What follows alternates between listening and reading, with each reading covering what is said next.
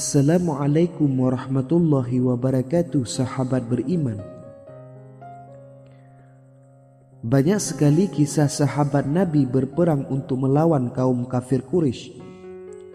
Dengan kecintaannya kepada Rasulullah sallallahu alaihi wasallam, mereka rela untuk mengorbankan jiwa serta raganya dalam menegakkan agama Islam.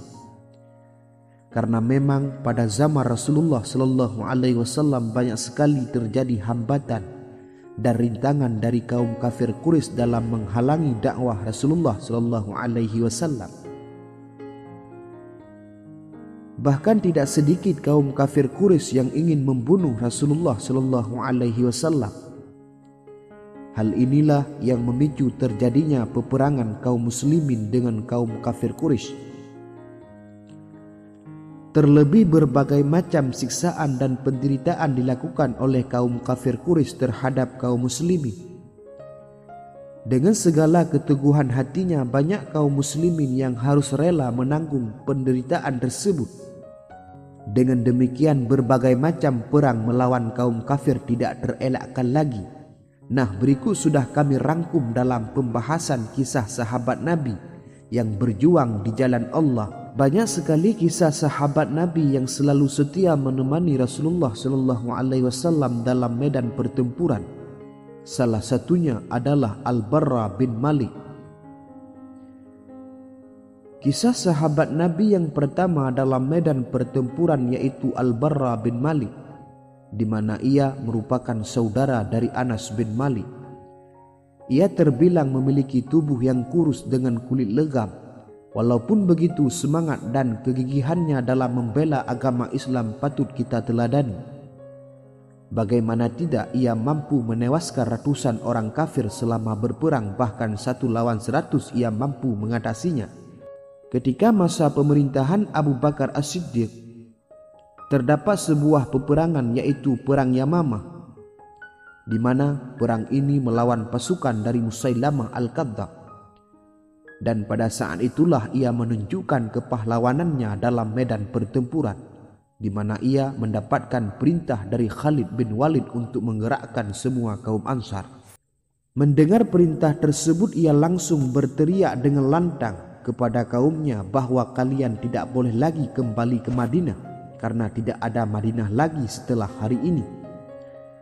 Bahkan ia terus menyerukan untuk selalu mengingat surga. Setelah berkata dengan semangatnya, ia langsung maju untuk mendesak kaum kafir yang diikuti dengan pasukannya. Ia terus menghempaskan pedangnya dan menebas musuh Allah Subhanahu wa taala yang datang mendekat. Melihat para prajuritnya mulai berguguran, membuat Musailamah sang panglima perang kaum kafir merasa takut dan gentar untuk menghadapinya, sehingga mereka lari tunggang langgang dan berlari menuju ke sebuah benteng yang terkenal dengan sebutan Kebun Maut.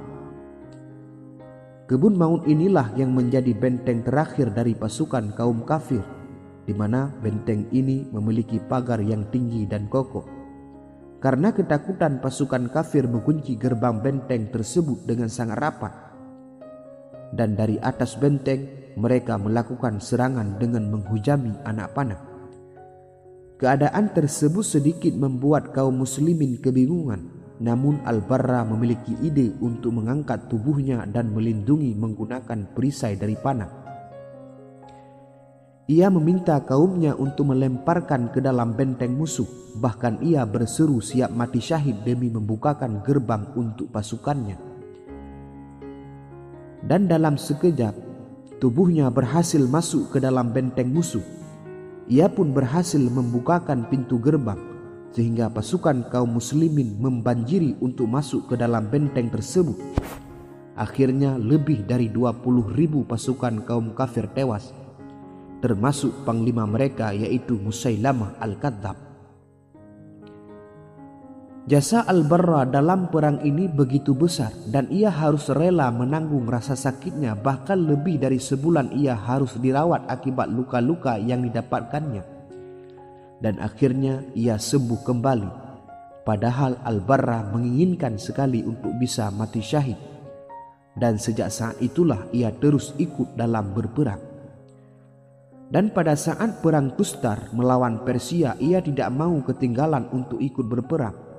Pada saat itu kejadian yang sama berulang kembali, di mana pasukan musuh mundur dan berlindung di dalam sebuah benteng yang kuat dan kokoh.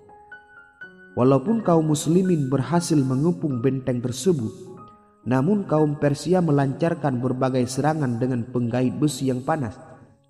Dan Anas bin Malik yang merupakan saudara Al-Barra terkena oleh penggait besi panas tersebut dan tidak bisa melepaskan penggaitnya. Hal ini membuat Al-Barra dengan segera melompat ke dinding dan melepaskan penggait besi tersebut dari tubuh saudaranya, karena besi yang sangat panas membuat tangan Al-Barra melepuh. Walaupun begitu, semangatnya tidak goyah dan terus melancarkan serangan ke pasukan Persia, dan akhirnya keinginannya untuk mati syahid terkabulkan. Dan ia gugur dengan senyuman bahagia pada wajahnya. Sementara yang kedua sahabat beriman adalah Thalhah bin Ubaidillah radhiyallahu anhu. Ketika Rasulullah SAW semakin terdesak dalam perang Uhud, banyak sahabat Nabi yang menyadari akan hal tersebut, sehingga mereka menggerakkan dengan sekuat tenaga untuk melindungi Rasulullah SAW. Dan salah satu sahabat yang berjuang habis-habisan yaitu Thalhah bin Ubaidillah radhiyallahu anhu, di mana ia berperang untuk mempertaruhkan nyawanya dalam menyelamatkan Rasulullah SAW. Dikisahkan juga bahwa kedua tangan yang ia gunakan untuk berperang sudah tidak bisa digunakan lagi. Walaupun begitu, ia dengan gigih menyangga Rasulullah SAW agar bisa naik ke atas bebatuan ketika pasukan kaum kafir Quraisy sudah berhasil mengepung Rasulullah SAW. Dengan kegigihannya, Rasulullah SAW pernah bersabda bahwa Thalhah sudah dijamin masuk surga. Kisah Nabi dan sahabat dalam peperangan selanjutnya yaitu Abu Musa al-Ash'ari, di mana ia juga termasuk salah satu sahabat Rasulullah SAW yang sangat luhur di antara kaum muslimin. Ia sendiri merupakan seorang yang memiliki sifat dan kepribadian yang sangat mengagumkan, baik dari sifat cinta damai, rendah hati, baik hati. Namun ketika sudah memasuki peperangan dengan kaum kafir, ia akan berubah menjadi sosok yang gagah dan berani dan pejuang yang gigih. Diriwayatkan juga di sebuah sabda dari Rasulullah SAW yang mengatakan bahwa Abu Musa adalah seorang pemimpin dari pasukan berkuda. Diceritakan juga bahwa Abu Musa pernah ikut dalam peperangan bersama Rasulullah SAW, dan dalam perang tersebut membuat telapak kaki Abu Musa sampai pecah-pecah. Bahkan ia harus terpaksa membalut dengan sobekan kain karena kuku pada jarinya terkelupas habis. Pernah sekali ketika pasukan Abu Musa dijebak dan ingin dikelabui oleh penduduk Isfahan dengan cara mengajak perdamaian dan membayar jizyah.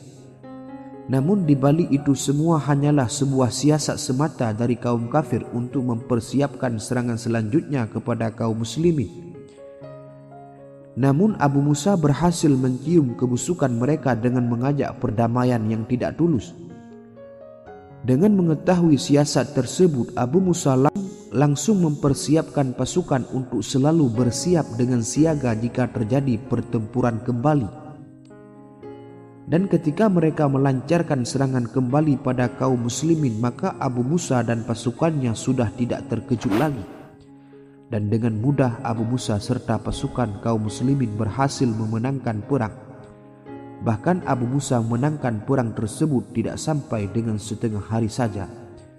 Inilah kisah singkat sejarah sahabat Nabi, sang pemberani di medan pertempuran demi membela agama Allah Subhanahu wa taala.